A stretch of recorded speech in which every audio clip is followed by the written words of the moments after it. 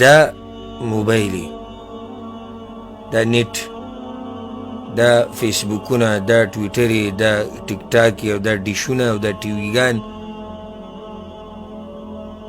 دا چې دی په کور کې لګولي او وړو استعمالول نو ډېر زر یې د تباهي لارې ته ورباسي. دا پرېږده چې دی په دې پوه شي چې بهی جنۍ دې ته وایي او هلک دې ته وایي. دا قیسې پرې په دې خو پوخا پوه شي چې جنۍ دا ده او هلک دا دی. نه ډېر مخکې لاړ شي. او څو کاله مخکې کراچۍ کې هغه واقعه راغلې وه. سکول کې دننه هلک او جنۍ په یو بل مینو ماشومانان او دا د اختلاط نقصان دی. که نه مونږ چې را چغې وو چې اختلاط نقصان دی، اختلاط نقصان دی، اختلاط الله منع کړی، د الله پیغمبر منع کړی.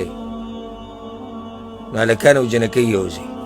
اوس دا هغه هلکان او جنکۍ دي چې لا واړه دي. نو دا هلک په دې جنۍ باندې مین دی. برېت او ګیرې هم لاندې راغلي. جنۍ د ده نه بیا کشره د ماشومه ده او دا په یو بل مین شوي دي. هلک تللی دی خپل پلار ته یې ویلي چې زما دا جنۍ خوښه ده. هغه ورته ویل ته څه قیسې کې ستا د دې قیسو عمر دی، ځان را باندې وژني او داسې غوسه شوی دی ورته. هغه بیا هغه جنۍ ته ویلې چې زموږ دا رشته خو نه کېږي. بس ده د کور نه تماچه وړې ده، هلک کور نه تماچه وړې ده او ولې هغه جنۍ ویشتې او بیا یې ځان ویشتی. ستاسو څه خیال دی چې یعنې دا هر څه داسې هسې وشو که نه څه وجه به وي؟ دوی په کور کې به ډیش نه وي، دوی به ډرامې نه کتلي، دوی به فلمونه نه کتلي، دوی به ټیک ټاک او فیسبوک یې نه کتلي، دوی به یوټیوب نه کتلی، دوی به دا قصې نه کتلې. کوم ځای نه د دې هلک په ذهن کول دا قصه راغله چې دا جنۍ ده دې سره مینه کوه. بیا جنۍ په دې قصو څنګه پوه شو؟ بیا دا دغه دوی د کوم ځای نه دوی د کوم ځای نه یې زده کړو چې کله داسې رشته نه کېږي نو راشه خودکشي وکړه ځان مړ کړه. دا قصې د کوم ځای نه یې زده کړه؟ تماچه راواله او په سر یې کېده او ځان ودی کوم. دا ټول د دې فلمونو، ډرامو، فیسبوک، ټیک ټاک او د دې قصې دي.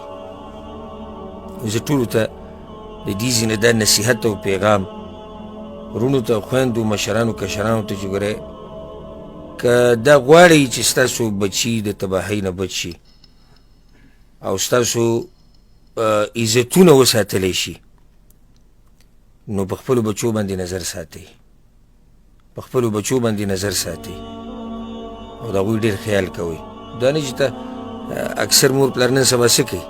موبایل وله ورکي ځان تې دمه کي. ځان له کمره کې کښېنئ ګورئ، ځه ځان له کمره کې کښېنئ ګورئ. دا څه خبره شوه کمره کې کښېنئ ګورئ؟ اوس لا داسې ماشوم دی چې عمر یې کم دی او لا دغه قصو ته نه رسي. هله جدا خبره چې ځه دی پکې ګیم کوي یا کارټون ګوري. ده یو ماشوم اوس هوښیار شوی دی، پوهېږي چې دا ښځه ده او دا سړی ده او دا انګریزان ګورې ستاسې خیرخوا نه دي. ورب الکعبه داسې داسې کارټونان دې ماشومانانو له راویستي دي، دې ماشومانانو له چې په هغې کې دننه ورته هم د مینې محبت او دا قصې کړي دي. ماشوم ته یې دغه عمر نه ښایي. نو ستاسو څه خیال دی چې انګریزان او دا خلک دا غیر مسلمه زموږ خیرخوا دي؟ دا ګیمونه راواله، دا ګیمونه چې راواله کوي، دا پلی سټیشن او ایکس بوکس او یو شی او بل شی راواله ده. په دې ګیمونو کې د جنکو چې کوم تصویران راځي هغې ته سړی کتی نه شي. هغې په څه طریقه باندې هغوی له تصویر ورکړی، جامې ورته داسې اچولي لغړه توغړه به د دې عمر نه یې دل عادت کوي په دې قصو باندې او دې ته ډېر خوشحالېږي هغوی او دې ته ترقي وایي.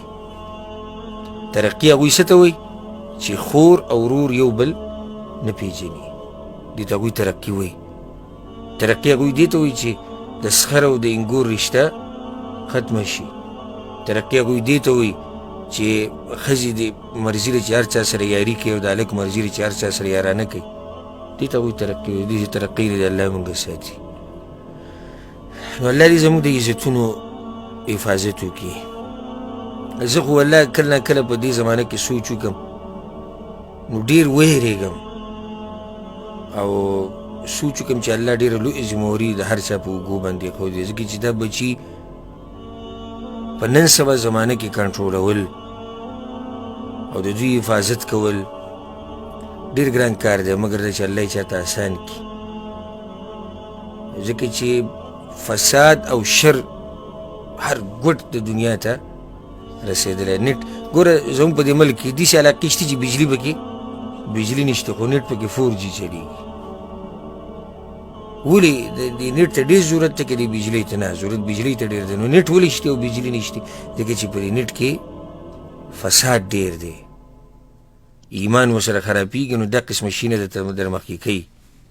نو الله دې زموږ په حال باندې رحم وکړي او الله دې زموږ د ایمانونو او زموږ د عزتونو دې الله حفاظت وکړي. د هغې نه بعد دا یو